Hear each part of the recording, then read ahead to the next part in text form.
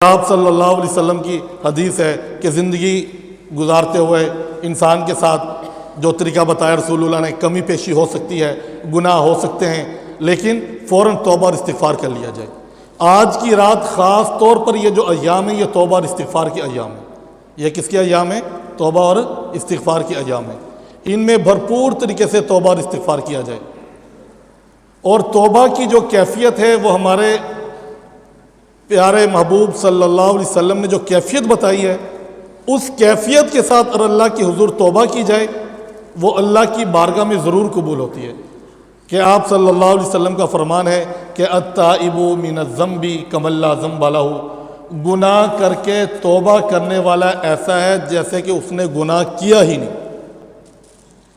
کہ انسان زندگی گزارتے ہوئے اگر کبھی کمی کوتاہی ہو جائے تو اللہ تعالیٰ کی بارگاہ میں ہمیشہ، بخاری شریف کی ایک حدیث میں جس میں آپ صلی اللہ علیہ وسلم کے بارے میں آتا ہے، حضرت ابو ہریرہ اس حدیث کے راوی ہیں کہ آپ صلی اللہ علیہ وسلم ایک ہی محفل میں بیٹھ کر بسا اوقات 70 مرتبہ سے زیادہ توبہ استغفار کیا کرتے تھے، 70 مرتبہ سے زیادہ۔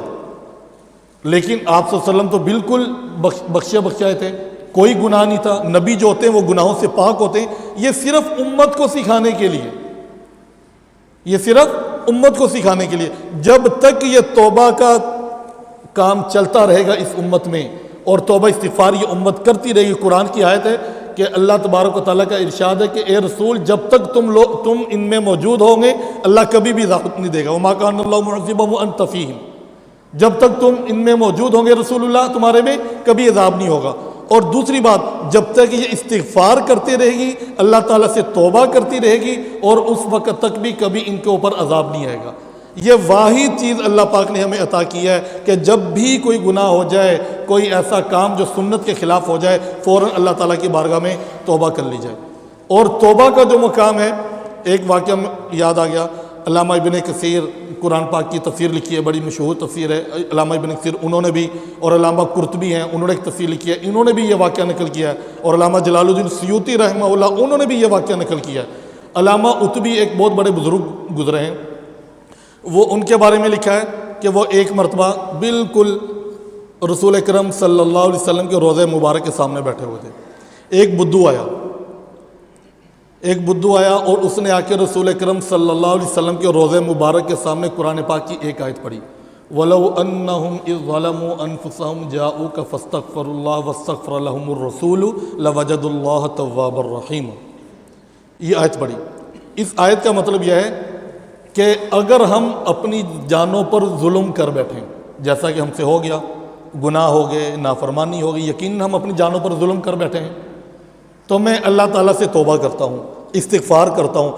اور اس آیت میں یہ بھی ہے کہ رسول بھی ان کے لیے استغفار کرے۔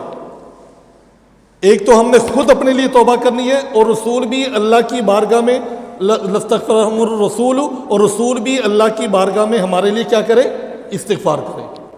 تو جب یہ معاملہ ہوگا تو لَوَجَدُوا اللَّهَ تَوَّابًا رَحِيمًا، تو ضرور اللہ تبارک و تعالیٰ توبہ کو کیا کریں گے؟ قبول کریں گے۔ بدو نے یہ کہنے کے بعد پھر کہنے لگا کہ یا رسول اللہ اب صرف آپ کا آسرا ہے، اور آپ اللہ کی بارگاہ میں میرے لیے دعا کریں۔ اور اس کے بعد اس نے چند اشعار پڑھے، اتنے خوبصورت اشعار۔ آج بھی وہ اشعار خانہ، یہ جو رسول اکرم صلی اللہ علیہ وسلم کا روضہ مبارک ہے، اس کے دائیں طرف بھی ایک ستون ہے اور بائیں طرف بھی ستون ہے۔ اگر آپ ویڈیو دیکھیں گے یا جو لوگ گئے ہوئے تھوڑا اس پر غور کیجئے گا، یہ اشعار 2 شعر دائیں طرف ستون پہ آج بھی لکھے ہوئے ہیں، اور 2 شعر بائیں طرف ستون کے اوپر آج بھی لکھے ہوئے ہیں۔ اور جو بیچ کا حصہ ہے نا، اس کے اوپر قرآن پاک کی آیت لکھی ہے، یا ایھا الذین آمنوا لا ترفعوا اصواتکم فوق صوت النبی ولا تجہروا لہ بالقول کجہر بعضکم لبعض ان تحبط اعمالکم وانتم لا تشعرون۔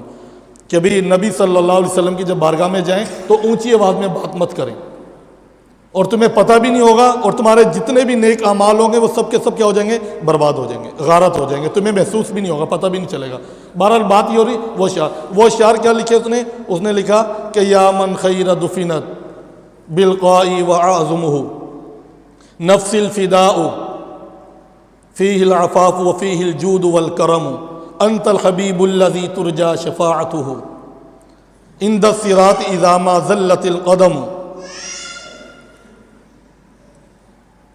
عند الصراط اذا ما زلت القدم ما جرل قلم اذا وصاحباک فلا انساہما ابدا، یہ اشعار آج بھی خانہ کعبہ رسول اکرم صلی اللہ علیہ وسلم کے روضہ مبارک پہ لکھے ہوئے ہیں۔ ان کا ترجمہ کیا ہے کہ کائنات میں، دنیا میں جتنے بھی لوگ زمین میں دفن ہوئے ہیں، یا من دفن، کہ جتنے بھی لوگ دفن ہوئے ہیں، سب سے زیادہ عزت والے مکرم نبی اکرم صلی اللہ علیہ وسلم ہیں۔ فیہ العفاف وجود الکرم، اور آپ کا کرم و سخاوت آپ کے دنیا سے جانے کے بعد بھی جاری اور ساری ہے، اور قیامت تک یہ جاری اور ساری رہے گا۔ اور پھر اس کے بعد کہنے لگا انت الحبیب الذی ترجا شفاعتہ، اے میرے محبوب، میرے پاس کوئی ایسا عمل نہیں ہے کہ جس کی وجہ سے کل جب عند الصراط اذا ما زلت القدم، جب پل صراط پہ میرے قدم لڑکڑانے لگیں، ڈگمگانے لگیں، تو میرے پاس کوئی ایسا عمل نہیں ہے جو مجھے پل صراط سے بچا لے۔ ترجا شفاعتہ، تیری شفاعت کی امید رکھ کے بیٹھا ہوا ہوں۔ وہ بدھو کیا کہہ رہا ہے دیہاتی، کہ تیری شفاعت ہوگی تو میں پل صراط سے بچ جاؤں۔ اور اس کے بعد کہنے لگا کہ صرف آپ کے لیے نہیں، اور فلا وصاحباک فلا انساہما، اور یہ آپ کے جو دونوں ساتھی حضرت ابوبکر، حضرت عمر فاروق رضی اللہ عنہما آپ کے ساتھ ہیں، میں ان کو بھی کبھی نہیں بھولا۔ جب بھی میں آپ پر درود و سلام پڑھتا ہوں تو میں ان کو بھی اپنی دعاؤں میں یاد رکھتا ہوں۔ وہ دیہاتی کہنے لگا، اور اس کے بعد کہنے لگا کہ ہمیشہ تعریف آپ کے لیے ہے، ایسے الفاظ، اتنے جامع الفاظ، اذا ما جرل قلم، جب تک قلم چلتے رہیں گے، اور قلم قیامت تک چلتے رہیں گے۔ کیسی دعا کر گیا کہ جب تک قلم چلتے رہیں گے میرے نبی کی تعریف کبھی ختم نہیں ہوگی۔ جب تک قلم چلتے رہیں گے میرے نبی کی تعریف ختم نہیں ہوگی۔ اس کے بعد بدھو چلا گیا۔ علامہ تو بھی کہتے ہیں مجھے نیند آ گئی، فغلبت النوم، نیند نے مجھ پر غلبہ ڈالا اور میں سو گیا۔ رسول اکرم صلی اللہ علیہ وسلم کی زیارت ہوئی، آپ صلی اللہ علیہ وسلم تشریف لائے۔ آپ نے فرمایا کہ اے اتبی، اس کو بتا دو کہ اللہ پاک نے تیری بخشش کر دی، تیری مغفرت ہوگی۔ تو بخشش کس وجہ سے ہوئی؟ اس نے اپنے گناہوں کا اعتراف کیا۔ توبہ کے اندر کیا ہے؟ اپنے گناہوں پر اعتراف کرنا، اس پر نادم ہونا، اس کے اوپر پشیمان ہونا، اور آئندہ نہ کرنے کا عزم کرنا کہ یا اللہ ہم اس پر نادم ہیں، شرمندہ ہیں، پشیمان ہیں، جو ہم سے کمی کوتاہی ہوگی، ہم انسان ہیں، ضعیف ہیں، تیرا خود کا فرمان ہے کہ وَخُلِقَ الْإِنسَانُ ضَعِيفًا، اللہ نے انسان کو ضعیف بنایا ہے اور ہم کمزور ہیں۔ یا الہ العالمین، جو بھی ہم سے گناہ ہو گئے ہیں تو ہمارے گناہوں کو مت دیکھ، تو اپنی بخشش کو دیکھ، تو اپنی رحمت کو دیکھ، تو اپنی شان کو دیکھ۔ یا اللہ تو اپنی شان کریمی کے صدقے سے یا الہ العالمین ہمیں معاف فرما۔ یہ توبہ ہے۔ اور آپ صلی اللہ علیہ وسلم کی حدیث میں نے آپ کے سامنے پیش کی، تو توبہ کر کے، گناہ کر کے توبہ کرنے والا ایسا ہے جس نے گناہ کیا ہی نہیں۔ اور آپ صلی اللہ علیہ وسلم نے فرمایا کہ یاد رکھیں کل قیامت کے لیے سب سے طوبیٰ لمن وجد فی صحیفتہ، خوشخبری ہے اس شخص کے لیے کل قیامت کے دن جس کے نامہ اعمال میں استغفاراً کثیرا، جس کے نامہ اعمال میں سب سے زیادہ استغفار ہوگا۔ استغفار یعنی توبہ ہوگی۔ استغفر اللہ، یا اللہ میں تجھ سے معافی مانگتا ہوں، استغفر اللہ۔ یہ ادا اللہ کو اتنی پسند ہے، اس جملے کے اندر انسان اپنی اعلیٰ عاجزی کا اعتراف کرتا ہے کہ میں بالکل عاجز ہوں، میں ضعیف ہوں، میں کمزور ہوں۔ استغفر اللہ، یا اللہ تو مجھے معاف فرما۔ یہ جو ایام ہیں یہ معافی کے ایام ہیں، یہ ایام ہیں معافی کے ایام۔ ختم قرآن کے موقع پہ دعا قبول ہوتی ہے، بڑے مبارکباد کے مستحق ہیں آپ لوگ بھی۔ اللہ تعالیٰ ہم سب سے، اللہ تعالیٰ سے دعا ہے یہ جو ہم نے قرآن پاک پڑھا اور پڑھایا، سنا اور سنایا، اس کے اندر جو جانے انجانے میں غلطی ہو گئی، اللہ تعالیٰ کی بارگاہ سے دعا ہے کہ یا اللہ ہمیں ہماری کمی کوتاہیوں کو معاف فرما کر، اور اس قرآن کی برکات ہمیں دنیا میں بھی نصیب فرما اور ہمیں آخرت میں بھی نصیب فرما۔ دنیا اور آخرت میں ہمارے لیے نجات کا ذریعہ بنا۔ یا اللہ اس قرآن کے صدقے سے اس کی عظمت، اہمیت ہمارے دلوں میں جاگزین فرما، ہماری نسلوں کے دلوں میں جاگزین فرما۔ دعا کریں اللہ تبارک و تعالیٰ ہمارے اس عمل کو قبول و منظور